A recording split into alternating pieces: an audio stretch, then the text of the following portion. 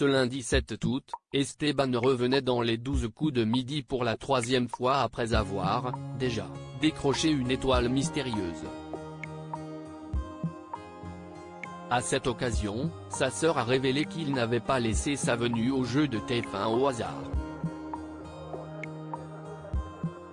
Lee a frappé fort dès sa première participation aux 12 coups de midi. Du haut de ses 20 ans, Esteban, étudiant en STAPS, a deviné samedi 5 août la personnalité qui se cachait derrière l'étoile mystérieuse découverte de Case Bleue depuis plusieurs jours. Si les champions qui ont succédé à Céline savaient sûrement qu'il s'agissait de Kenji Girac, aucun n'avait réussi à réaliser un coup de maître, si est-il à dire d'enchaîner 5 bonnes réponses pour pouvoir proposer un nom. Sauf le jeune candidat qui a ainsi remporté 43 685 € de cadeaux en une seule émission. Mais son ambition et le soutien de sa famille pourraient le mener encore plus loin.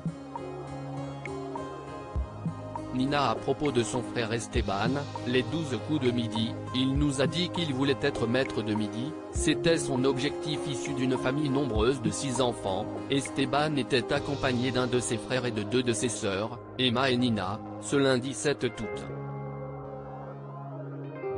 Cette dernière présente en visioconférence, a été interrogée par Jean-Luc Reichmann sur la préparation du jeune candidat.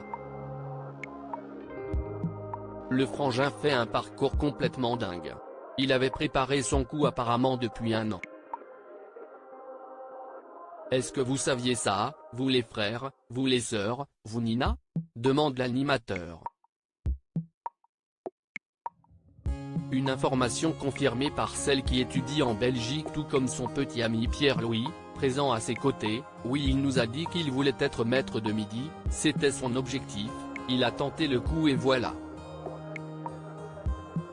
Esteban, l'actuel maître de midi des 12 coups de midi soutenu par toute sa famille par la suite, Jean-Luc Reichmann a souligné le montant de la cagnotte d'Esteban qui s'élève à 60 185 € de gains et de cadeaux.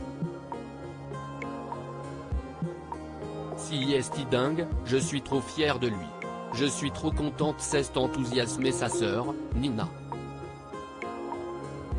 Car si est aussi pour son clan que cet habitant de talent en Côte d'Or a pour objectif d'aller le plus loin possible dans le jeu. Mon petit frère Diego a 10 ans, il est atteint de trisomie et il adore l'émission et tous les midis, il vous suit, avait-il révélé lors de sa première participation.